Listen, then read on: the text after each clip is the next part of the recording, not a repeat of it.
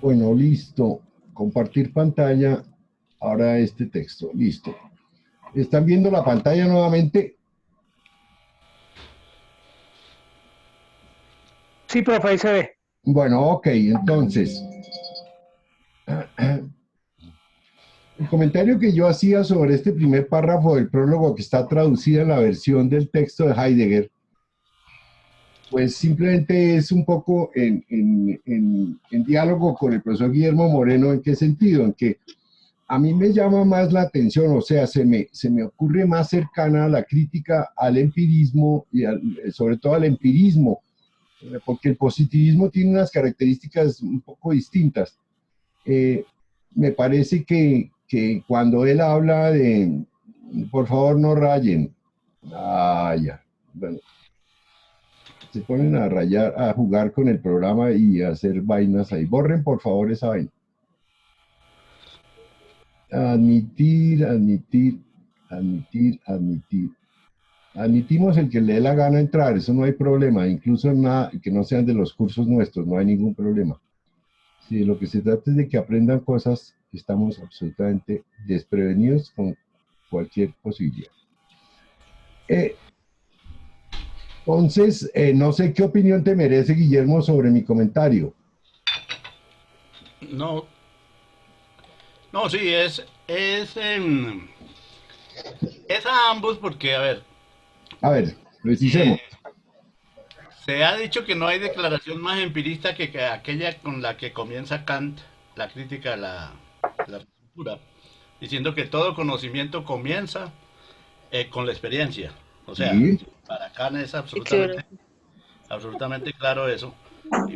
Agregando a continuación, pero no todo conocimiento se origina en ella, ¿no? bueno, Todo hay que hacer allí una precisión. No, no, no. Dice, todo conocimiento comienza por los sentidos. Sí, claro. Entre otras, eso podría ser, si se mira con algún detalle, el origen de la práctica, de la noción práctica que luego va a utilizar incluso el mismo Marx. Pero no se sí, fundamenta, no se fundamenta. ¿Qué quiere decir? Que quien de verdad privilegia la objetividad el sería la sujeto. subjetividad misma. Ok, listo, Sí, aclarado eso.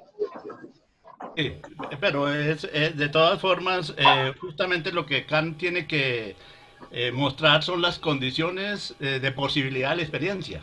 Sí, Se trata justamente de eso, ¿no?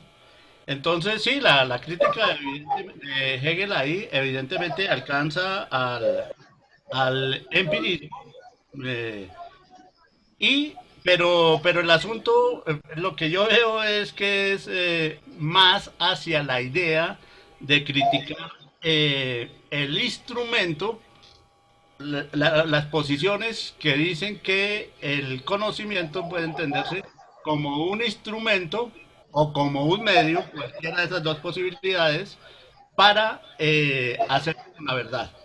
sí, Y la preocupación por el instrumento como tal o el medio como tal del conocimiento es claramente kantiana, pero obviamente en el marco general de la experiencia, y por supuesto que ahí también se integran los empiristas en general, y lo que Guillermo señalaba, eso tiene también una relación muy directa con el primer capítulo de la fenomenología, con la certeza sensible.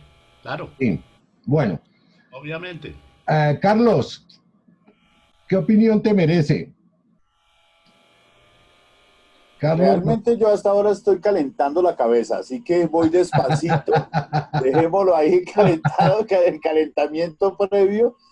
Eh, y tengo la fenomenología en la edición gruesa, que es la que estoy mirando, que es la de pretextos. Entonces voy oiga, pues esa calentando. no la tenemos, eso sería muy bueno poder tener acceso a esa versión. Guillermo debe tenerla, Moreno la tiene. Ah, pero Moreno sí, pero yo no. Claro, la misma la tenemos. Bueno, entonces, a mí me parece que sin ninguna otra intención distinta, volvamos a mirar cosas que están aquí, porque aquí hace una cantidad de aclaraciones muy interesantes, ¿no? Es decir, en primer lugar dice, mm, lo que comentaba el profesor Guillermo Moreno. En su concepto, un contrasentido de que entre el conocimiento y lo absoluto se alza una barrera que lo separa de manera absoluta.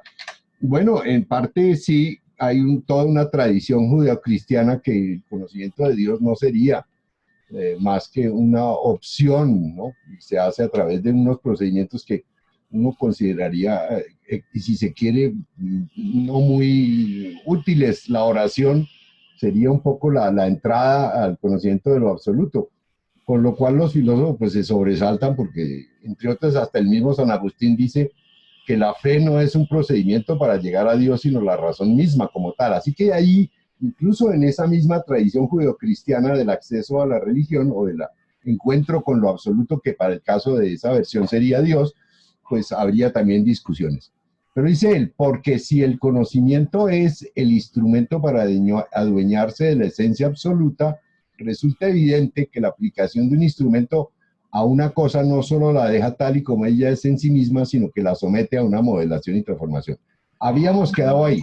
Y si el conocimiento no es en ningún caso el instrumento de nuestra actividad, sino en cierto modo un medio pasivo por medio del cual llega hasta nosotros la luz de la verdad, tampoco recibiremos la verdad tal y como es en sí, sino tal y como es a través de este medio y en él. Es un poco como ver la paradoja de que por ahí no puede ser el camino, ¿no? En ambos casos, dice Hegel, estamos utilizando un medio que produce de inmediato lo contrario a su fin, o tal vez el contrasentido sea el propio hecho de recurrir a un medio. Sí, comienza, y esto es lo que yo quisiera llamar la atención sobre Hegel, sobre el modo no usual de exponer, porque es que esto es un modo muy inusual, ¿no? Entre otras porque él ya tiene claro que el objeto y el sujeto no son estructuras separadas, que es un tema que todavía en las universidades nuestras los profesores hablan del método de estudio, del objeto a investigar, de la hipótesis para estudiar el objeto, del objeto si debe ser cuantitativa o cualitativamente estudiado. Es decir, toda la sociología, la antropología están fundamentados en, a ver, admitir a este man que está aquí gritando que quiere entrar, hay alguien que quiere entrar y no. pero es que llegan muy tarde. Bueno, ok, pero no sé si ese comentario podría dar para algunos otros comentarios, tanto tuyos, Guillermo, sobre el problema de la metodología que va a ser un San Benito latinoamericano, en donde la investigación parecería, incluso al pobre Carlos que se va a graduar en estos días, le obligaron a tomar su último curso de metodología, lo cual a mí me parecía un exabrupto, porque le tocó humanamente, en forma práctica, vivir la ficción de las universidades, ¿no? Entonces, ese tema de que el método es lo que hace posible el acceso a la objetividad, es una cosa bastante cómica y que se prolonga en el tiempo, es decir, porque si esa discusión la vivió Hegel si la vivió Kant en 1700, la debió vivir Hegel también en 1700 frente a las opciones que daban quienes estaban allí teorizando sobre el método y muy seguramente como resonancia frente al empirismo inglés que quería tener tanta influencia, entre otras porque el empirismo inglés había dado los resultados en la industria de Inglaterra, ¿no? Y el desarrollo del capitalismo, bueno, en buena parte se da. Y la gente considera que esa dinámica de desarrollo social tiene que ver con la metodología. A ver, Guillermo o Carlos, cualquiera de los dos. Démosle la palabra a Carlos, que es el damnificado. ¿Qué pasó? ¿Cómo allá tomó su curso de metodología? Sí, yo ya tomé mi curso de metodología. No, pero en realidad la suposición que hay en el fondo es imaginar que cualquier objeto para poder ser investigado presupone primeramente tener una metodología para poder llegar al objeto. Por supuesto, eso hace que usted se agote todo el tiempo en la bicicleta estática de la definición del verbo, cómo se pronuncia el objetivo general, el objetivo particular, y al final nunca llega a la investigación. Es decir, lo que hasta donde yo alcanzo a advertir en Hegel, dice, oiga, ¿por qué no cogemos el toro por los cuernos de una vez y arrancamos con el pensar mismo en vez de estar mamando gallo y dándole vueltas como si pudiéramos evadirnos el objeto cuando pertenecemos al mismo objeto ya de entrada.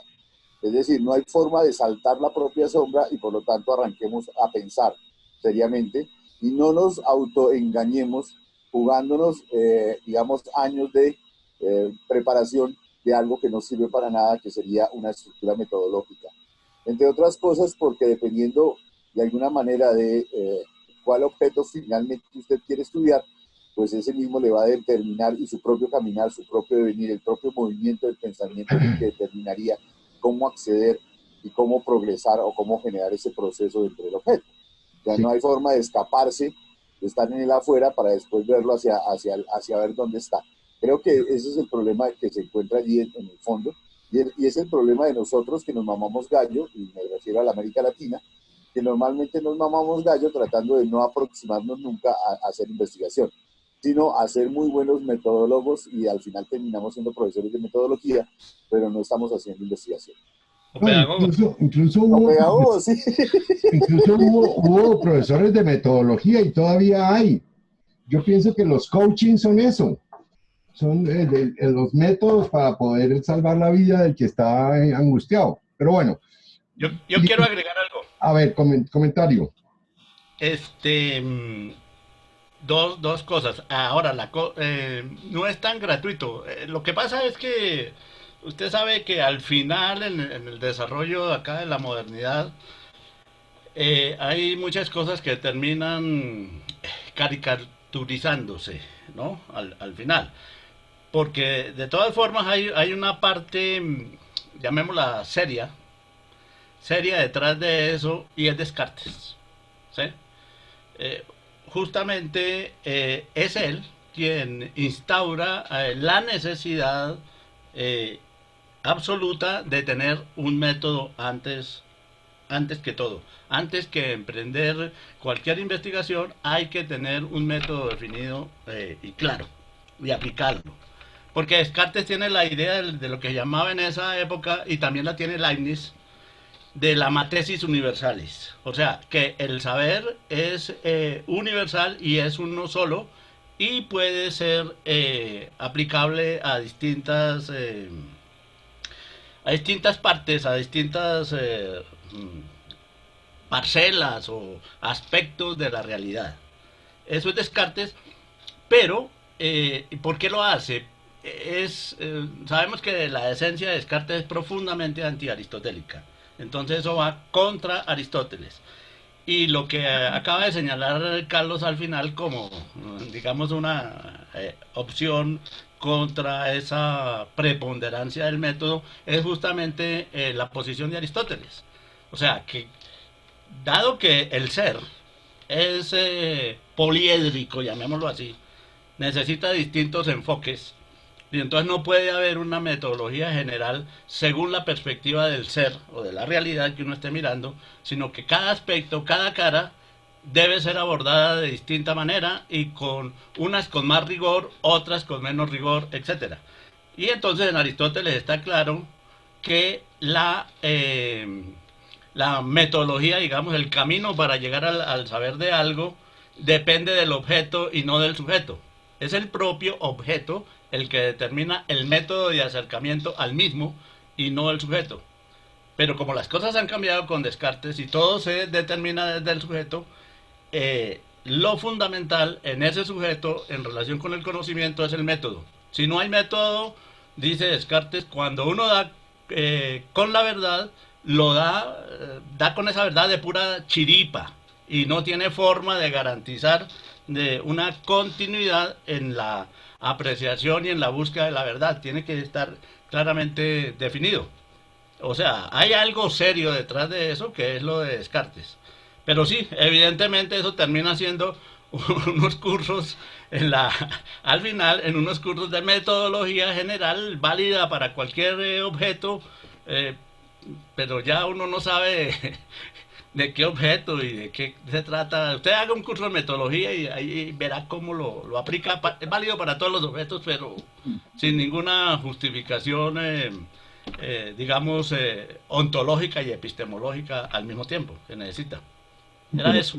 Sí, pero el asunto para todos es que, bueno, yo esperaría en principio que esas anormalidades arcaicas fueran asuntos nuestros, o sea, que tenga que ver con la educación en Colombia o bueno, en Ecuador, o incluso hasta en México, que se da el lujo de considerarse más desarrollado en términos de la vida universitaria y del desarrollo de las instituciones académicas y universitarias también.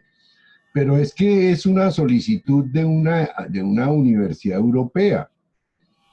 Entonces, eso ya constituye, digamos, como una especie como de ironía o de paradoja, en donde el método sea fundamentalmente uno de los cursos obligatorios para poder, no es el curso de pregrado el que está haciendo Carlos en Europa, ni tampoco es una maestría, sino que es un doctorado, y a Carlos le toca sufrirse la ficción de un modo, de una malla curricular que sigue siendo para países que uno imaginaría tener una cierta, ¿cómo se diría?, cordura.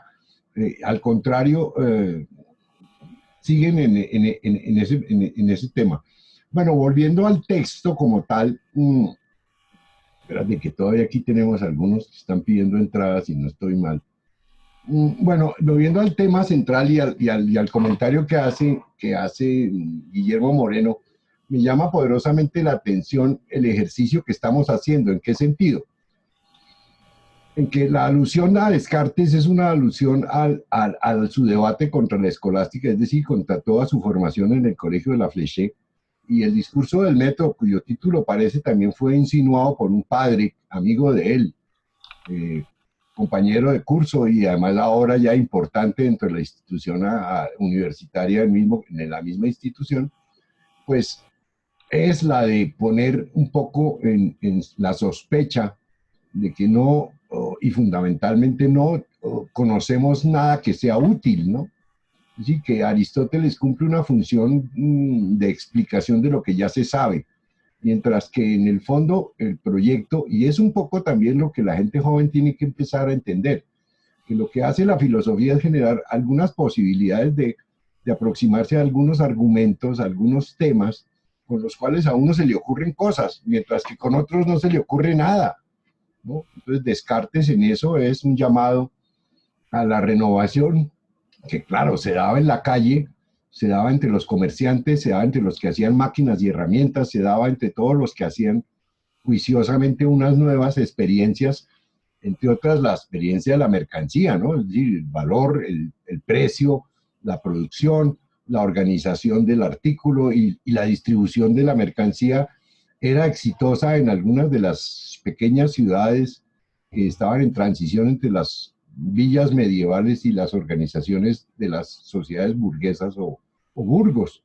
Bueno, pues Descartes considera importante un método, pero la paradoja de Descartes, no sé si estás de acuerdo, Guillermo, es que el realmente fuera de las pautas iniciales, lo que se convierte en sustantivo, lo que se hace objetivamente importante de Descartes es en el discurso del método, esos párrafos donde él dice, imaginémonos unas líneas que las podemos marcar con cantidades y que están puestas de tal manera que con ellas yo puedo salir a hacer experiencias. Es decir, que lo sustantivo y de lo que estamos discutiendo en el fondo con respecto al camino que lleva a Hegel es que la subjetividad se convierte en una fuerza productiva. Es decir, en una fuerza que desde pongámoslo así, desde la imaginación podemos tener el nuevo criterio para con la matemática, para no ser completamente locos. La matemática no es ambigua, es decir, que el punto 00, el punto 01, el punto 2.4 dentro de las coordenadas XY, que es lo que él está en realidad mostrando, se pueden ubicar las cosas del mundo, pero ya no como géneros y especies, sino como estructuras que pueden estar montadas sobre ecuaciones. Y eso ya constituye lo que va a tomar, si se quiere, Kant para introducir la importancia de los juicios, porque los juicios en el fondo no son otra cosa distinta que el modo de privilegiar, organizar, seleccionar cierto tipo de estructuras del lenguaje para con ellas hacer el ejercicio de lanzar esas determinaciones mías como mis juicios a la naturaleza y entender que en buena proporción lo que yo digo de las cosas no depende estructuralmente de lo que ellas son, sino del modo como yo las veo. Y eso es lo que de alguna manera se está discutiendo ahora en la perspectiva también hegeliana. No sé qué opinión les merece Carlos y Guillermo. Bueno, sí, no, Descartes es mucha cosa, es decir, hay bastante ahí. Eh, Desde volver al origen y refundar el pensamiento, eh, por eso es el fundador de una filosofía en particular, que es la filosofía moderna. En ese sentido, la filosofía puede partir antes de Descartes y después de Descartes. Se trata de dos cosas diferentes, eh, y es el primero, según Hegel, quien llama a Descartes un héroe del pensamiento. Y es el primero que también, según Hegel, es el Colón, lo dice en esos términos en sus cursos, es el Colón del pensamiento, el primero que llegó a tierra firme. Eh, Buenísimo. Eso lo dice Hegel de Descartes. Sí. Es el Colón del pensamiento porque es el primero que llega a tierra firme. Y ahora también puede uno agregarle, no sé si Hegel lo dice o no, pero que le pasó como a Colón, que no supo dónde llegó. Pero es igualmente el que primero pisó tierra firme porque se colocó donde había que colocarse, en el terreno de la razón. Es el respeto hasta ahí, hasta ese punto, de Descartes por Hegel, de Descartes por Hegel, es importante. Lo otro, pues sí, es que son muchas cosas. Descartes es mucho, a pesar de la aparente simplicidad, y Hegel le hace unas críticas violentas. Aquí en esta misma introducción más adelante hay unas críticas contra Descartes sin mencionarlo. Eh, Como hace aquí con Kant, con Schelling, con todos, no los menciona, pero las críticas son claramente identificables. Eh, Está la otra idea también, sí, de Descartes, y es Descartes el responsable de la matematización del mundo. Él, en el discurso del método, en la sexta parte, al final señala: yo siempre viví aterrado de que las matemáticas no tuviesen una aplicación concreta y sirvieran exclusivamente ahí como ejercicio de la mente. Cuando, guiándonos por la matemática, podemos, incluso está la afirmación, dominar, hacernos amos del mundo, amos y señores de la naturaleza.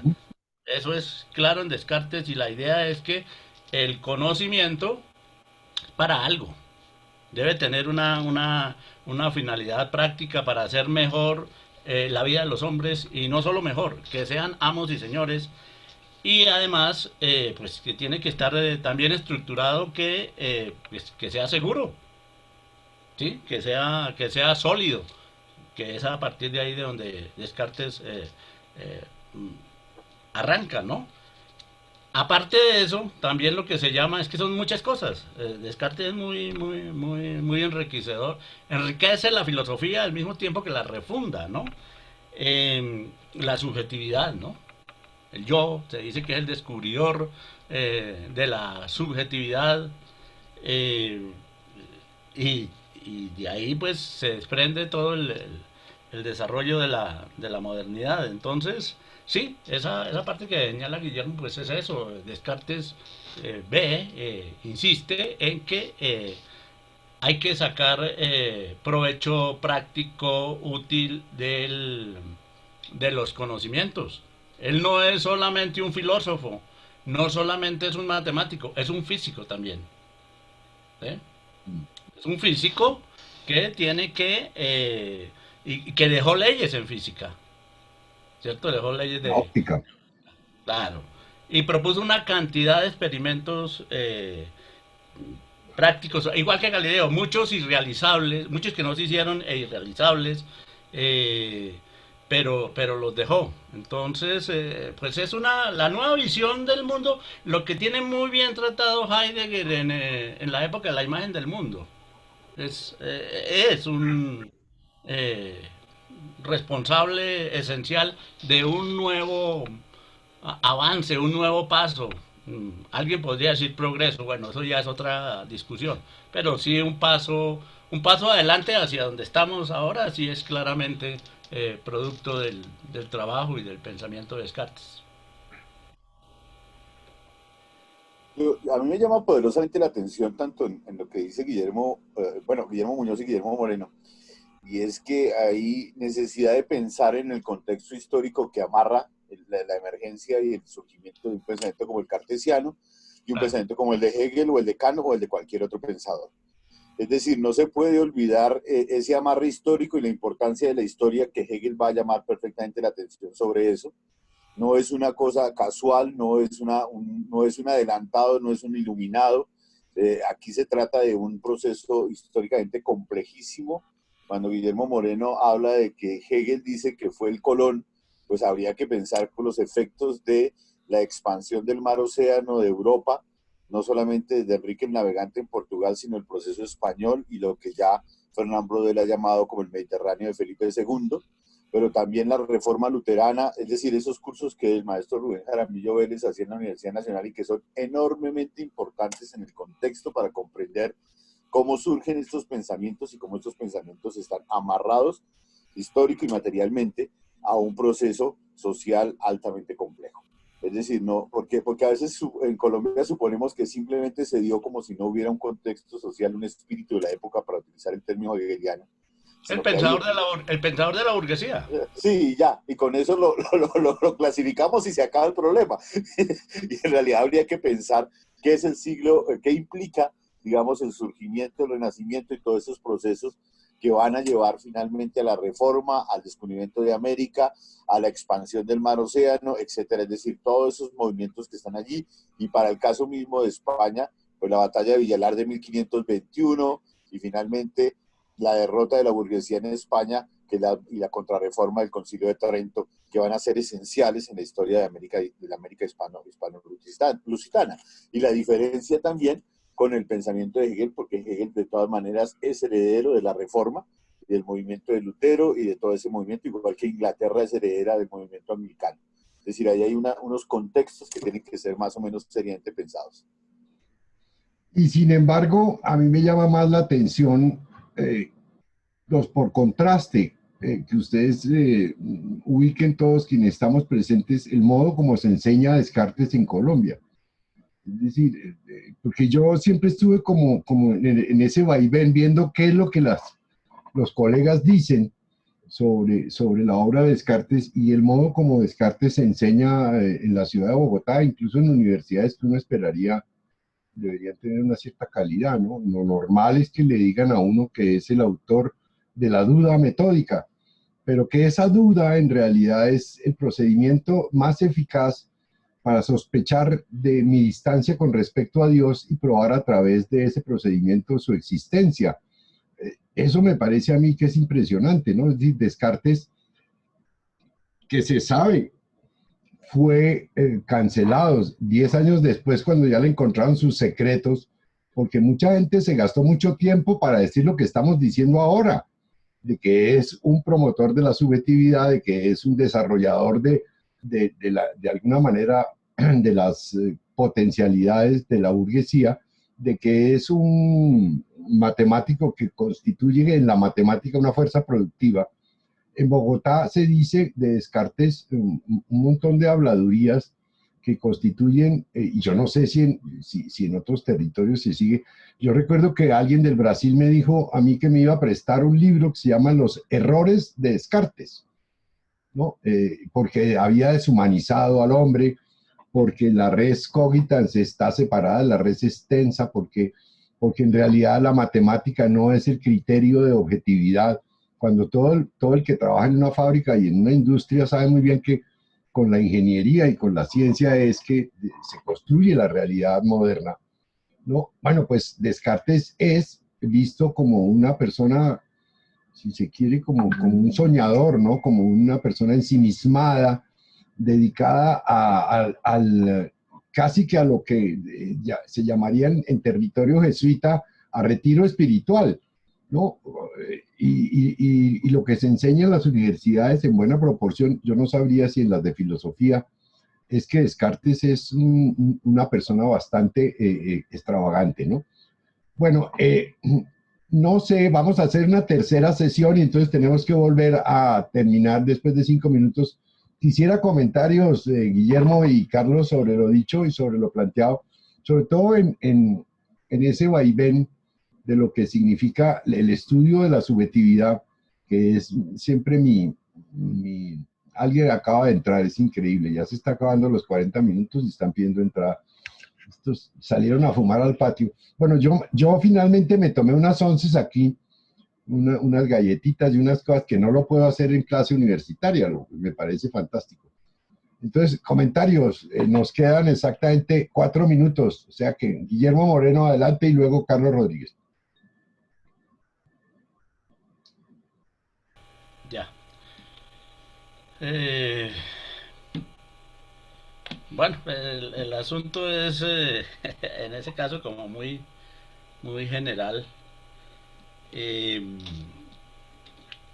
sí, yo de todas formas diría que para el estudio de Hegel es necesario que se tenga presente a Descartes. Nosotros sabemos que en Hegel todo está conectado, todo está trenzado. eh, y hay que conocer lo que estos individuos, estos filósofos anteriores han planteado, que asumió Hegel de ellos y por supuesto que criticó, que es la mayor parte.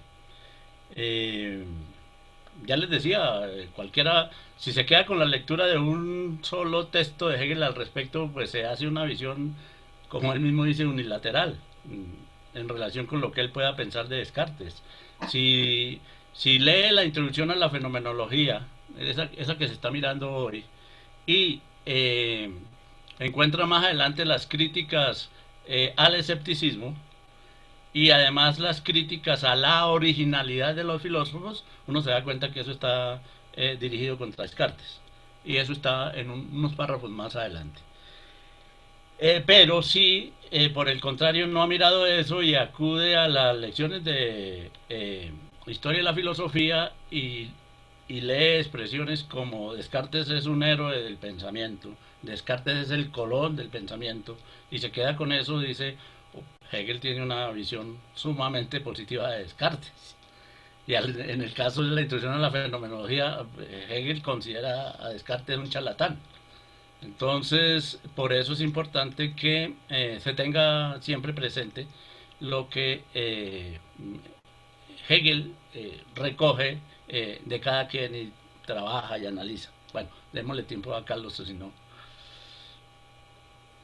Queda 1 minuto y 58. Por favor, volvemos en la próxima y le damos ronda de preguntas a todos los asistentes, ¿les parece? Sí, señor, claro, se trata de eso, sí. Yo estaría de acuerdo con Guillermo en una cosa muy especial y es que, bueno, no, Hegel no es, no es ningún pensador serio, se puede leer solo en solapas, introducciones y conclusiones, sino que hay que tratar de hacer el esfuerzo que es muy difícil para Colombia y para los colombianos de sentarse a estudiar realmente la obra y de darle tiempo al pensamiento y a la maduración del pensamiento. En términos generales, y por lo menos uno conoce a muchos que solamente pasan por la introducción o pasan por un sector de una obra sin haber macerado la totalidad, sin llegar al final, sin atravesar la totalidad.